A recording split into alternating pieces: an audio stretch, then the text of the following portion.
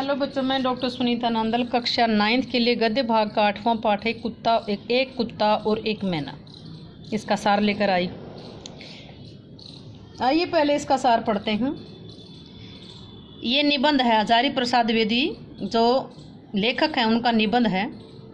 लेखक ने भावात्मक शैली का प्रयोग करके साधारण घटनाओं को श्रेष्ठ रचना का रूप दिया है। विषय विस्तार न होते हुए भी ये रचना भावों का गुम्फित रूप है। संपूर्ण निबंध में गुरुदेव रविंद्रनाथ टैगोर का व्यक्तित्व झलकता है। लेखक ने गुरुदेव से भेंट की एक घटना की स्वानुभूति के आधार पर भावात्मक शैली में वर्णन किया है। उल्लेख किया है कि एक दिन गुरुदेव ने निश्चय किया कि वे आश्रम को छोड़ करके किसी दूसरी जगह रहना चाहते। वे श्री निकेतन के पुराने तिमंजले मकान में आकर के रहने लगे। उन दिनों ऊपर जाने के लिए लोहे का जीना, लोहे का चक्करदार सीढ़ियों का प्रयोग करना पड़ता था। वृद्धावस्था में वहां पहुंचना बड़ा कठिन कार्य था, फिर भी बड़ी कठिनाई से उन्हें वहां ले जाया जा सका। लेखक ने छुट्टियों में गुरुदेव के दर्शन करने की ठान ली। लेखक ने दर्शन शब्द का प्रयोग साभिप्राय किया है। जब भी लेखक किसी बाहर के व्यक्ति को लेकर उनके पास जाता था तो कहता था कि एक भद्र लोक अपनार दर्शनेर जन्य ऐसे छेन। एक भद्र लोक अपनारा दर्शनेर जन्य ऐसे छेन। इस पर गुरुदेव मुस्कुरा देते थे कि दर्शनार्थी हैं क्या? वे तो लेखक को भी दर्शनार्थी ही कहा करते थे। उस पुराने भवन में गुरुदेव अकेले ही रहते थे, इसलिए वहाँ आश्रम जैसी भीड़ भाड़ नहीं थी। जब लेखक वहाँ गुरुदेव से भेंट करने हेतु पहुँचा तो वे छिपते हुए सूर्य को बड़ी तल्लीनता के साथ देख रहे थे। एक संयोग था कि उसी समय कुत्ता जिसने शांति निकेतन में गुरुदेव का साहचर्य प्राप्त किया था, जो साथ रहता था, अपनी घ्राण शक्ति के बल पर कुत्तों में सूंघने की शक्ति बड़ी ज़बरदस्त होती है। वो सूंघ से ही पहचान लेते हैं। घ्राण शक्ति के बल पर उनका अनुपम एवं स्वर्गीय सानिध्य प्राप्त करने हेतु वहाँ आ पहुँचा था।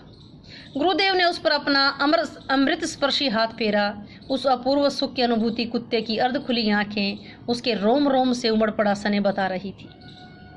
कैसी अजीब बात है, उस कुत्ते को किसी ने रास्ता नहीं दिखाया, न ही बताया था, पर वो अपने सनेदाता के पास 2 मील पैदल चल करके पहुंच गया।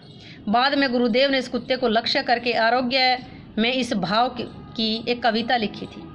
कुत्ते की करुण दृष्टि के भीतर उन्होंने स्नेह भाव के महान सत्य को देखा था, जबकि मानव में स्नेह भाव को नहीं देख सकता।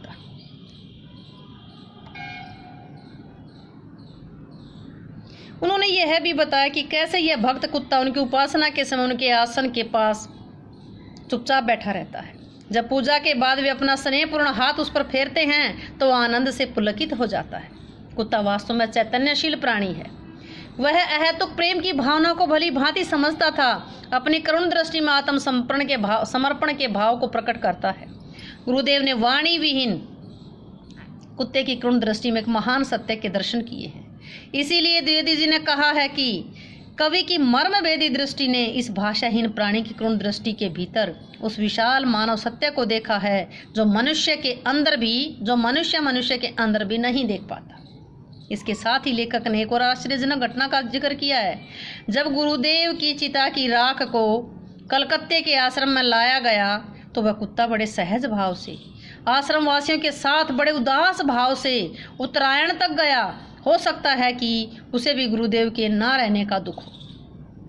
इसी प्रकार लेखक एक अन्य प्रसंग का उल्लेख करते हुए बताता है कि वे नए शांति निकेतन में आए थे। एक पुराने अध्यापक के साथ गुरुदेव के साथ घूमने लगे तो गुरुदेव ने लक्ष्य किया कि आश्रम में कोए क्या हो गए। उनकी आवाज़ सुनाई नहीं देती।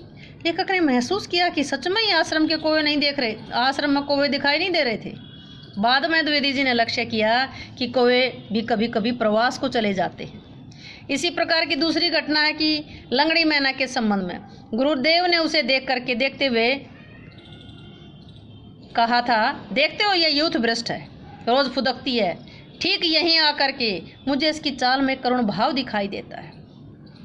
गुरुदेव के कहने पर लेखक उस मैना में निहित करुण भाव का अनुभव कर सका था।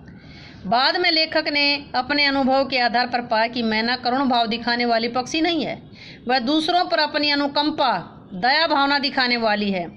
जिस मकान में लेखक महोदय रहते थे उसकी दीवारों में चारों ओर सुराख थे। उन सुराखों में मैना का जोड़ा हर वर्ष अपनी गृहस्थी जमा लेता था। लेखक द्वारा दीवार में ईंट लगा देने पर भी जो थोड़ी सी खाली जगह रह जाती उसका उपयोग करने में भी कोई कसर नहीं छोड़ते थे। अपना सारा काम बड़े उत्साह से, बड़े परिश्रम से करते थे। इतना परिश्रम करने पर भी वे सदैव प्रसन्नचित्त रहते थे। उनके गान परिपूर्ण होते थे। पति पत्नी में अगाध प्रेम था, पर उस मैना में गुरुदेव ने करुण भाव की अनुभूति की थी।